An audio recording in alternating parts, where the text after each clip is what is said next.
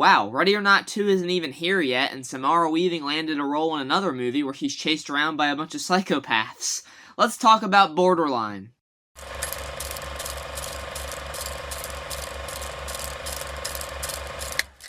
Hey guys, this is my review for Borderline, and this is a lesser-known film. It just came out recently in theaters and on digital the same day. I believe it came out March 16th, something like that. And I hadn't seen Novocaine yet, at least not at the point of this recording, so I just figured, you know what? Give you guys 2 videos in one day. You're getting this video and a St. Patrick's Day video all in one day. Wow, I spoil you guys, don't I? So Borderline is a movie about Samara Weaving's character, Sophia, who is, basically taken hostage and, taken against her will by Paul, who is played by Ray Nicholson, the son of Jack Nicholson. And needless to say, Ray Nicholson has picked up on those psychopath acting, genes from Jack, because he is crazy in this. He plays a guy that is a massive fan of Sophia. I believe his girlfriend or his spouse died at one of her concerts, and ever since then he's been kind of going mentally insane and thinking that him and Sophia are meant to be. So he goes to her house, writes this whole plan up on how he's gonna marry her.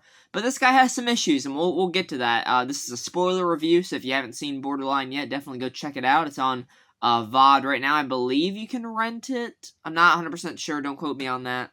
But if you can, definitely do so. I think it is worth the rent. I'll say that much.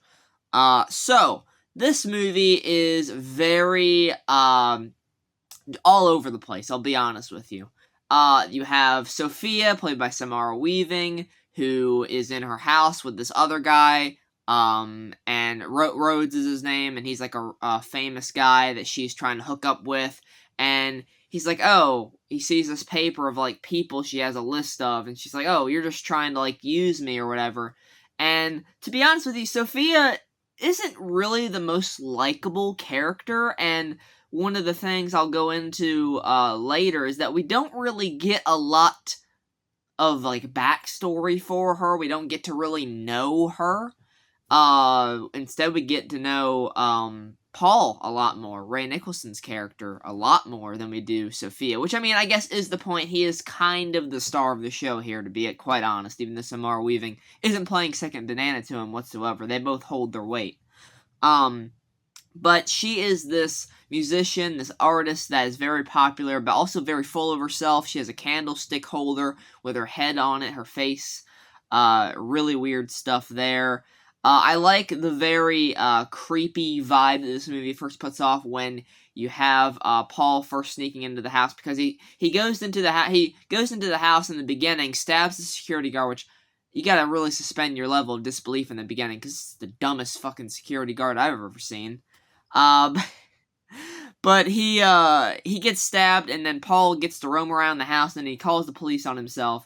But he devises a plan while he's in jail to get this team together. He has, I believe her name's Abby, who's from France, which was she was a really entertaining part of this movie. I wish she stuck around a bit longer, but it was fun while it lasted. And then you've got this guy, J.H., who is this real muscle-bound, large and in-charge guy who orders around the security guard and his family, takes them hostage during a portion of the film, and wears an eye patch because he lost his eye. So just really oddball stuff. This is a very odd movie, but it's very creepy. Like, there was a puzzle that she's missing one piece of, and it turns out that Paul took that piece when he came in there earlier. It was 6 months earlier, and then now it's 6 months later. He comes back into the house. She sees the puzzle is now completed. He's inside the house and takes her hostage. He's like, we're gonna get married! And he gets a wedding dress for her. He kidnaps a pastor. He puts him in a trunk, and this little girl is like, you put a priest in a trunk? And he's like, no, we put a pastor in a trunk. Pretty fun, humor there. Sorry, I need to get my hair cut, guys. I'm working on that. But it's just a really fun movie. It is all over the place. It is kind of a movie that you gotta, like I said, you gotta suspend your level of disbelief, because the decisions some of these characters make are fucking dumb. But it's a horror movie-ish. It's kind of a thriller more than I would say horror. There's not a lot of, like, jump scares in it, I would say. But you gotta suspend your level of disbelief, especially in the beginning where the security guard is just playing along with this guy's delusion and not just immediately calling the cops because he's a fucking psychopath with a knife. And then he goes in to hug him rather than just disarm. This is not a feeble guy. This is the guy that played McGrath in Bad Boys Ride or Die. Eric Dane. He's not a pushover guy. That guy could fuck you up. And he just kind of plays along with him, and then he gets stabbed. I was like, yeah, no wonder. You fucking let him get in close proximity with you with a knife, you dumb fuck. Like, what? Very stupid moments there. All around, not a lot of character development for Sophia. I mean, she does learn her lesson by the end. She's like, oh, hey, you want to give this a shot? She tells the guy, the Rhodes, that, hey, you want to give this a shot? I just didn't feel the redemption in her then. I mean, sure, she's kicking ass the whole film, which I was happy to see there, but at the end it was like, I'm not really sure she's fully redeemed. She's still not a very likable character, to be quite honest. He believes that certain people are Sophia, even if he's not directly talking to her. Like, he thinks that Rhodes is Sophia at one point, and even gets Rhodes dressed up in the blue wedding dress. You have a guy walking down the aisle in a blue wedding dress. Very weird stuff here. Like I said, this is a very odd movie.